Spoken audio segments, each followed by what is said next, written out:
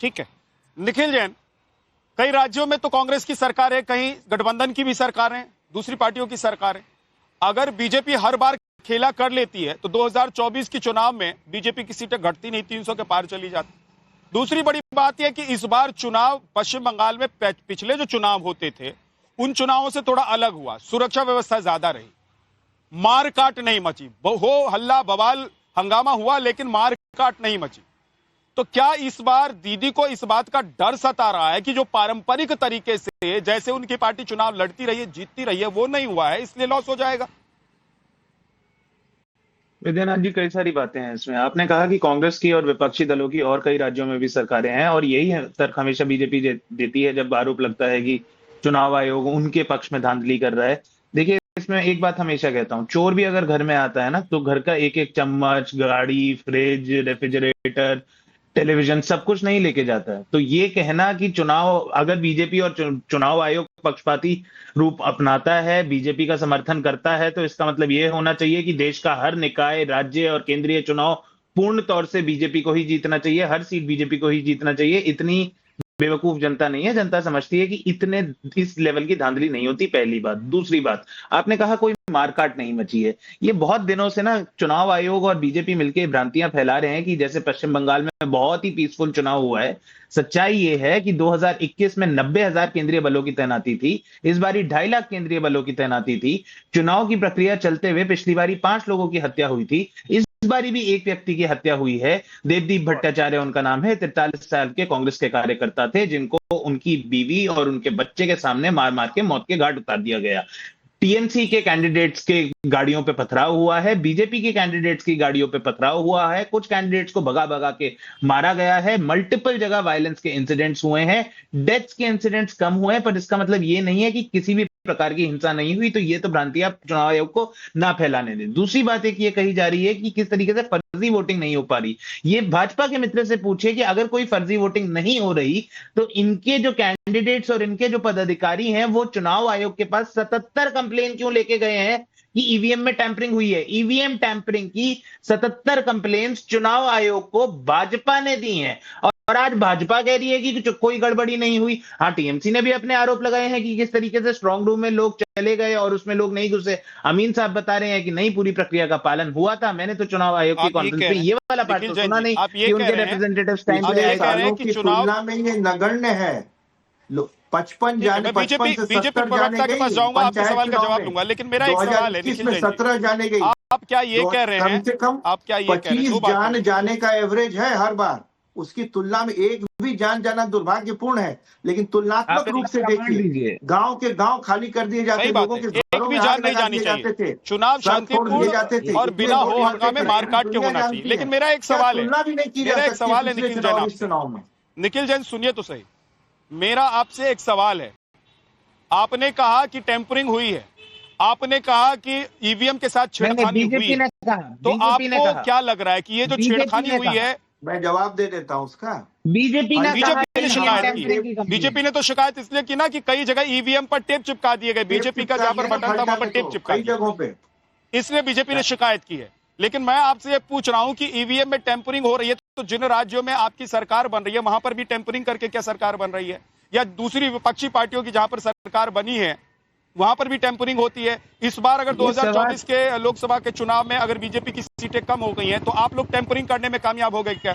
विद्यानाथ जी, आप ये सवाल मेरे से क्यों पूछ रहे हैं? ईवीएम टैंपरिंग के आरोप तो बीजेपी लगा रही है। उनसे पूछिए कि हरियाणा में चुनाव बनी तो ईवीएम टैंपरिंग से बनी, बिहार में बनी तो क्या ईवीएम टैंपरिंग से बनी, महाराष्ट्र में बनी तो क्या ईवीएम टैंपरिंग से बनी? ये सवाल आप उनसे पूछिए ना, ये बड़ा सही है। बीजेपी अगर चुनाव आयोग पे पक्षपात के या ईवीएम टैंपरिंग के या चुनाव आयोग की प्रक्रिया में कुछ गड़बड़ी निकलती है तब भी सवाल विपक्ष से, विपक्ष अगर कंप्लेन करे तब भी सवाल विपक्ष से। आपको एक मैं इसलिए आपसे पूछ रहा हूं क्योंकि आप लोग ही सर, मैं इसलिए आपसे पूछ रहा हूं कि किसी भी राज्य का चुनाव हो, केंद्र का चुनाव हो, आप लोग चुनाव शुरू होने के साथ ही ईवीएम का रोना शुरू कर देते हैं। निखिल जैन, ईवीएम का रोना, इसीलिए मैं आपसे सवाल पूछ रहा हूं, क्या आज आप लोगों के लिए ईवीएम क्लीन चिट है? आप लोग ईवीएम को क्लीन चिट दे रहे हैं क्योंकि पश्चिम बंगाल में आपकी सरकार नहीं बन रही है, और आप टीकरा फोड़ रहे हैं बीजेपी पर कि बीजेपी ही कह रही है कि ईवीएम में गड़बड़ी है।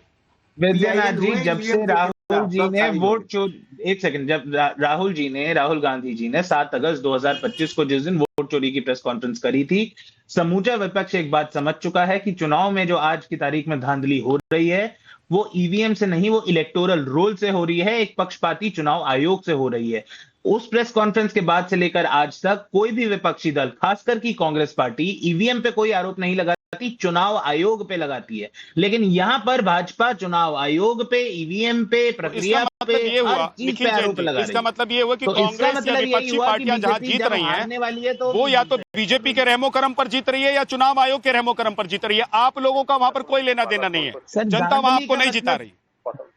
धांधली का मतलब ये नहीं होता विद्यानाथ जी कि आप एक एक सीट के एक एक मत की धांधली कर लेंगे। देखिए, थोड़ी गड़बड़ी अगर किसी, इतना हम सब समझते हैं, दर्शक भी समझते हैं, कोई गड़बड़ी करता है तो 2%, 5%, 8% तक कर लेगा। 100% की गड़बड़ी नहीं होती। गड़बड़ी हमेशा क्लोज कॉल सीट्स पे ही करी जाती है, जहां पर 2000 के मार्जिन से एक कैंडिडेट जीत रहा है तो 2 बूथ के वोट काट दिए, 2 ईवीएम को इनवैलिड डिक्लेयर कर दिया, कुछ पोस्टल बैलेट्स की काउंटिंग नहीं करी। इस तरीके से चुनाव में गड़बड़ी होती है। ये नहीं होता कि सारे वोट निखिल जैन जी, सवाल ये है, हिमाचल में सुप्रिया सत्यम कुछ कहना चाह रही है। सुप्रिया, तेलंगाना मैं निखिल जी की बातों को ही आपके पास रख रहा हूं और उनके सवाल को भी आपके सामने रख रहा हूं, लेकिन एक बात मैं ये जोड़ दे रहा हूं कि निखिल जी कह रहे हैं कि 8 से 10%, 2-4% कहीं ऊपर नीचे कर दिया जा सकता है अगर टेम्परिंग करके होगा भी तो। दीदी तो 226 सीट जीतने का दावा कर रही हैं, वो कह रहे हैं बीजेपी की 50 सीट नहीं आने वाली है। फिर इतनी परेशानी क्यों, फिर इतनी चिंता क्यों, फिर सड़क पर आकर बैठना, धरना देना, स्ट्रांग रूम के बाहर आकर 4 घंटे तक बैठना? क्या ये प्रोपेगेंडा है? क्या ये एक माहौल बनाने की कोशिश है कि अगर इस बार सत्ता हाथ से निकल जाती है तो हम बताएंगे कि देखो बीजेपी ने बेईमानी कर ली, हम कहेंगे कि देखिए इलेक्शन कमीशन ठीक तरीके से चुनाव नहीं करा सकता है, हम कहेंगे कि जो सुरक्षा कर्मी केंद्र की तरफ से भेजे गए थे उन्होंने बेईमानी कर ली? देखिए, इतिहास रहा है इनका कि अगर इनका इतिहास रहा है कि पॉलिटिकल ड्रामा, दीदी का इतिहास रहा है। आपको शायद पिछला इलेक्शन याद हो, आप वहां थे भी मेरे ख्याल से इलेक्शन में, तो इन्होंने व्हील चेयर वाली ड्रामा किया था कि मेरा पैर टूट गया, तो सिंपैथी वोट लेने का। जब इनको जरूरत पड़ती है तो जाके मंदिर में घंटा भी बजा देती हैं, जब मन करता है तो कलमा भी पढ़ लेती हैं। तो ये पॉलिटिकल ड्रामा का इतिहास ममता दीदी का बहुत पुराना रहा है। और दूसरी सबसे बड़ी बात क्या है विद्या जी, मुझे ऐसा लगता है कि जब बच्चा, आपने सुना होगा, स्कूल में फेल करने वाला होता है, उसको पता होता है कि मेरी एग्जामिनेशन अच्छी नहीं गई है, तो घर में आके तरह तरह के बहाने बनाना शुरू करता है कि टीचर अच्छे नहीं थे और तमाम तरह की बातें होती हैं। तो मुझे लगता है ये सारा प्रोपेगेंडा, सारी जो अभी पूरा एक जो माहौल क्रिएट किया जा रहा है, इसलिए क्योंकि दीदी को पता है कि इस बार परिवर्तन हो गए, और ये जानती है कि माँ माटी और मानुष का जो उन्होंने एक तगमा लटकाया था, जो लोगों को सपना दिखाया था, वो सपना कहीं ना कहीं टूटता है। और जो सोनार बांग्ला को था, लोग पूछ रहे हैं, आज वोट मांगने जा रही हैं तो लोग पूछ रहे हैं, क्योंकि इतनी मारकाट, इतनी धांधलेबाजी, इतनी कटमनी, इतना भ्रष्टाचार, तो लोग अब त्रस्त हो चुके हैं इन तमाम चीजों से। तो लोगों को कहीं ना कहीं परिवर्तन चाहिए। इसलिए कहा जाता है, जब आप ग्राउंड पे होते हैं, आप अभी भी मेरे ख्याल से बंगाल में है, तो आप वहां पे साइलेंट वोटर, तो इस बार साइलेंट वोटर जो है, जो शायद कैमरे के सामने नहीं बोलना चाहता है, क्योंकि उनको पता है कि जिस तरह से वो कैमरे के आगे बोल के जाएंगे, वैसे उनके घर में उनकी बहन बेटियों के साथ बहुत बुरा सलूक होगा, उनको मार दिया जाएगा। तो अब जो ये साइलेंट वोटर है, कहीं ना कहीं मुझे लगता है कि इस बार खुल के सामने आ रहा है और उनको परिवर्तन चाहिए, क्योंकि बंगाल बदहाल है, बंगाल की हालत बहुत ही खराब है और बंगाल को परिवर्तन चाहिए विद्या।